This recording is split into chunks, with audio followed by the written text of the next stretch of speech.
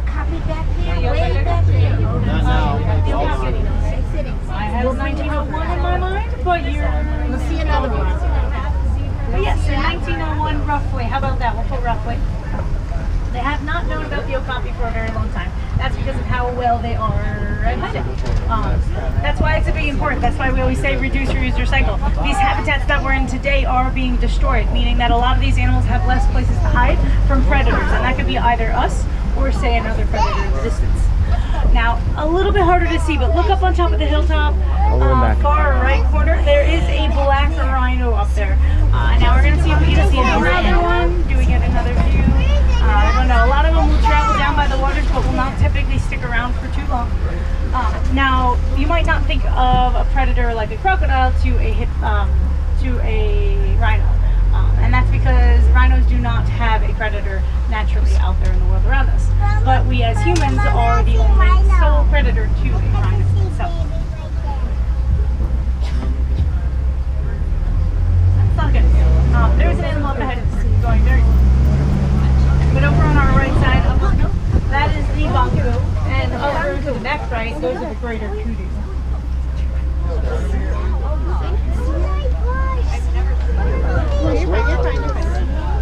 Over on your left side, there's one more bongo. She's kind of hard to see. She's kind of so the bongos are known as ghosts of the forest for that. Oh yeah, they're really good at it.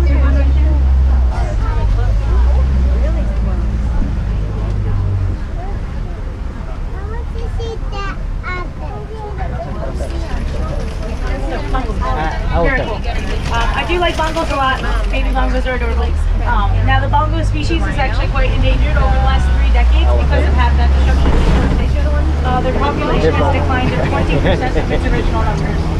So 80% of their population has disappeared because of their habitat disappearing, and that's not good. And it does have a huge impact learning about them today. You actually get to see also another endangered species, the hippie. Now we are heading over towards the Sampi River, and if you look up ahead, over towards the right side, there's a pelican, but there's also a hippo over by the fallen log there. Where's the hippo? Where's the hippo? Oh, he's underwater. Look at him. Right there. He's right in the water. See the guys? And there's a few on our left side also. Oh no, he's one of them. No, there are 2. And there's one right over there. There's one in the water, right over there. Oh, look at one right there in the water. Now, a little different, the birds on the island, those are pink-necked pelicans. The smallest of the pelican species, but they do nest into these really large groups here. And with these hippos, you can see a lot of their faces under the water. They could stay submerged like this for up to about 8 minutes, and sometimes we drive by, we can't see them. And that 8 minutes is going to help them because they cannot swim. So they're a little bit too heavy, so they'll actually just sink to the bottom and they'll walk across the bottom itself.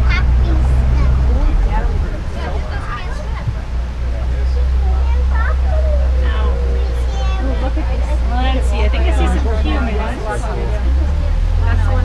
But the humans are going to be looking down upon something just past these waterfalls.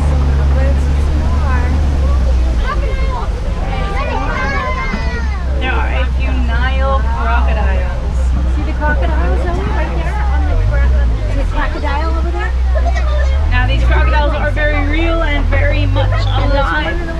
These guys can grow as long as a giraffe can be tall. Here's an accent or two about these ones. That's a great analogy. Huge animals, yeah. Crocodiles can be So as about 2 long bar as trucks a side giraffe by is side. tall. I think that is.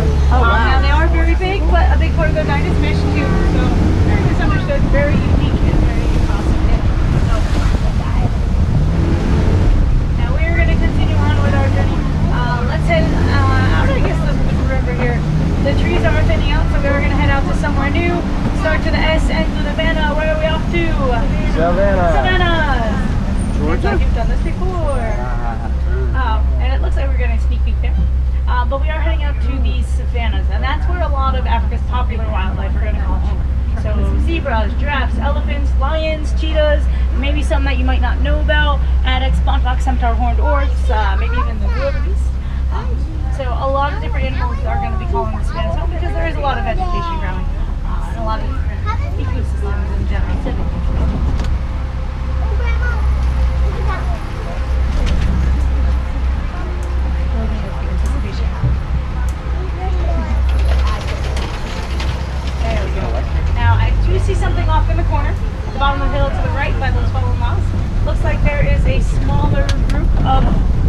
bearded wildebeest.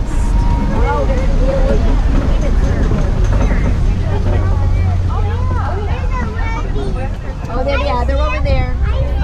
See, they're waiting for a bus. So those wildebeest, we should be able to get another view of them as we make our way around. They are the largest migrators across Africa. Over 1.5 million of them follow these ranges that pass. And there's a giraffe. And there are a few giraffes. We're going to end up on that side, so we're going to get a lot closer. Oh my goodness, whole bunch. 1, 2, 3, 4, over there, and a couple. And up ahead, kind of 2 trucks in front of us, there's a few more giraffes over there too. Now, we're about 7 or 8 feet off the ground, so keep that in mind when we get closer to these guys. On day 1, a baby giraffe is born at about 6 feet, and they'll keep on growing. And when you think about it, they can max out at about 18 to 20 feet. They're moms, and they're mammals, so the little babies have to nurse their mom. So that's why they're born so tall. Here is. Get ready. There's a giraffe. See the giraffe? There's going to be one right up in front of us. Now, where there are herbivores, there are typically carnivores not far beyond. Right. And we're going to see if we can get a view of them or not. Really don't know. Oh, there are some here. Look to your back left. There are some black and tan dogs there. Oh, there you go. Way back. So these are not hyenas. They're not like No, African wild dogs. Dogs or African wild dogs. African wild dogs. So painted dogs, African wild dogs. There you go.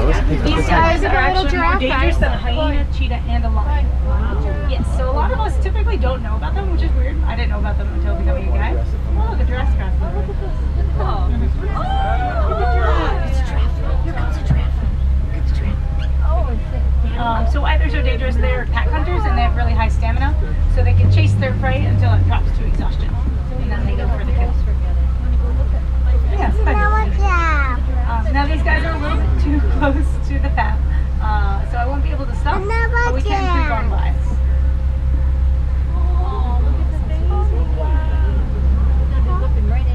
I would suggest to take a video and then go back to take the photos out of the video.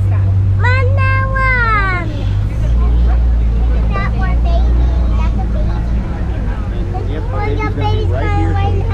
Smile at it. Few giraffes on the west side, but this is one of the younger giraffes of the reserve. And keep in mind, again, I said we're about 8 feet off the ground. Hey, please do not pull the animals. Hi. Good morning. Is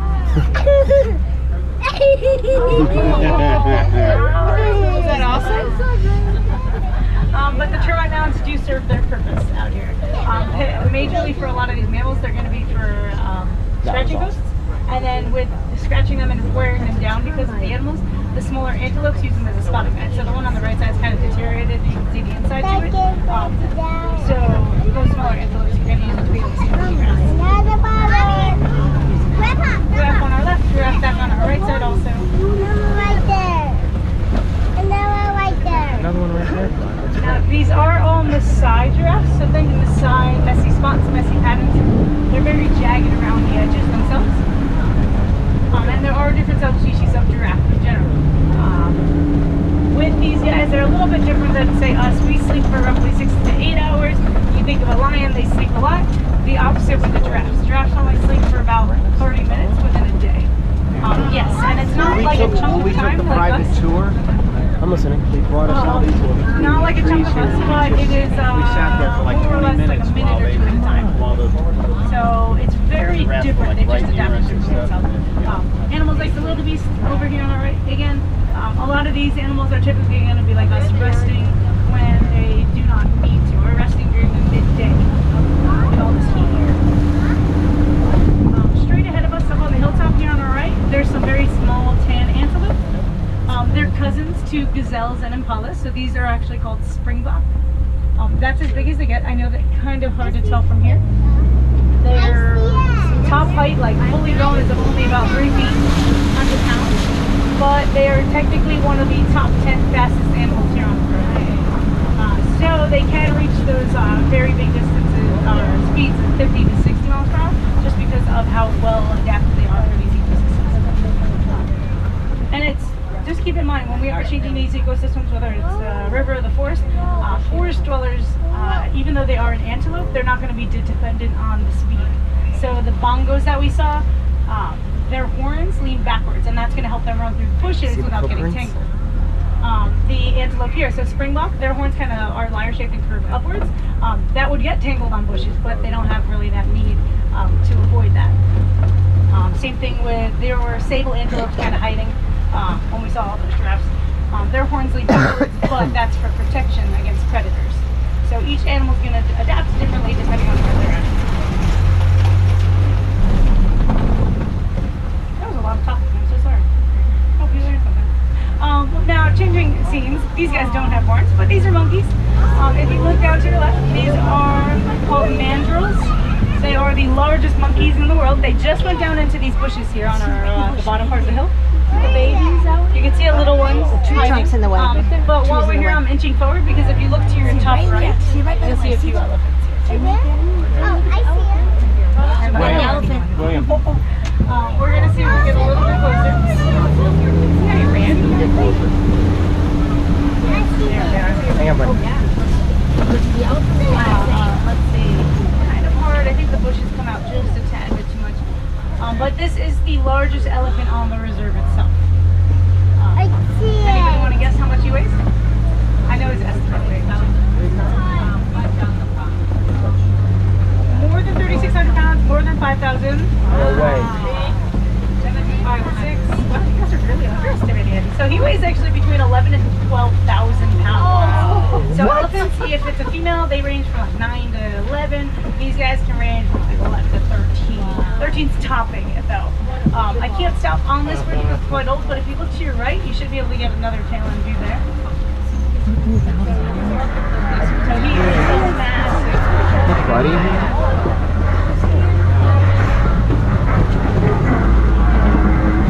Keep in mind, when we think of the largest animal, you might think of like a blue whale. These are the largest land animals, African elephants. Asian elephants are a little bit smaller, so it's a little bit less than 2. But just now,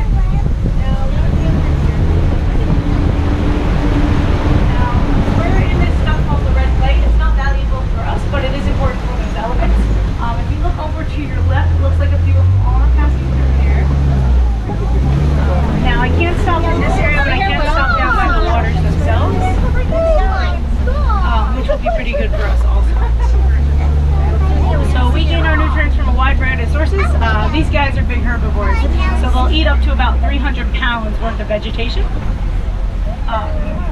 Because they eat so much grasses and hay, they miss some of the nutrients, and the clay provides that nutrients for them. So that's why they'll eat it. They dig their tusks into it, dig it off. Mommy, like I'm not sweat. Yeah, you are sweating. You're sweating a lot. That's okay, Grandma. We won't fight for any place.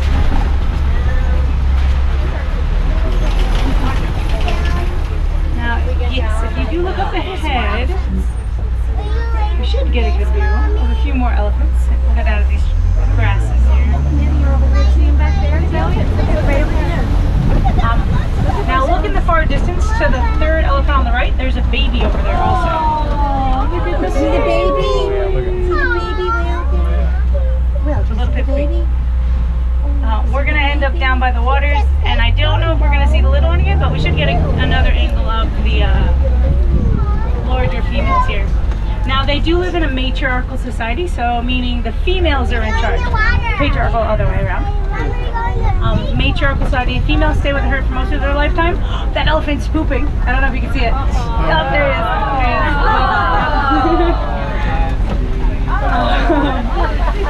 Thank you for sharing that. And this one's taking all of that lovely hay. Disappeared with it. Oh, look, he's going to share the hay with us. We use our hands to grab things. Those trunks are going to act as that same thing. There's over 100,000 muscles in their trunk. They're going to move logs, pick up hay, move it around, throw mud and dirt on their bodies, grab elephant's tails, things like that. Over on our left, these are the greater flamingos, lightest pink of them all. So no matter how much shrimp they eat, that's as pink as they get. Farther in the distance, it looks like there might be another male out there, kind of leaving this right here. They get it from the shrimp. This is my favorite view, but flamingos, waters, big hug trees, beautiful skies. I see the elephants. That is all part of wild Africa that we are trying to conserve each and every day.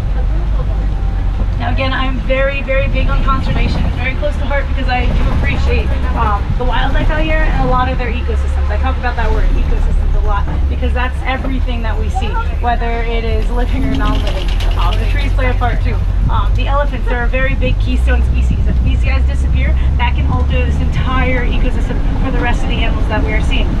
These elephants, they are facing poaching and habitat destruction, pollution. These guys are too. Look over to your right side. The white rhinos. Now this is a terrible angle of these guys. It's okay. But we're gonna go get closer. Yeah, we're gonna go try it. Now, black rhinos that we saw, they weigh roughly about 3,000 pounds. These white rhinos can top the scale at up to 5,000. You guys are estimating that one elephant gained 85,000 pounds. These guys are huge. They do have a lot of muscle compact in that itty bitty body. They can charge about 35 miles per hour, which isn't fast, but it is. We go only about 8. So rhinos, they do charge about 35. And I'm going to talk about the rhinos a little bit more when we get a little bit closer. This is a little bit harder to see, but look straight ahead of us into the corner of this hill. She just tagged her whale, or tagged her whale, wagged her tail. But there's a cheetah up there. There's 2 of them. See them where in the world? Yeah, so by far these are probably one of the hardest animals to ever spot on a reserve. Cheetahs blend in very well. When you think of wildlife in Africa, you might think of them being nocturnal typically, so a lion is nocturnal. Cheetahs are the opposite, and we're going to consider that diurnal. So they're going to be awake during the day, unlike these lovely big cats that are lying down over here on our left. Oh, there he is. Get it? Because he's lying down. Look at the lion. Can you see the lion on top, sleeping on top? That's a great. So this is our male here hanging out. The male lion is very, very, I don't know what's going to go with that one. I think I was just making something up. Males. They have the giant manes.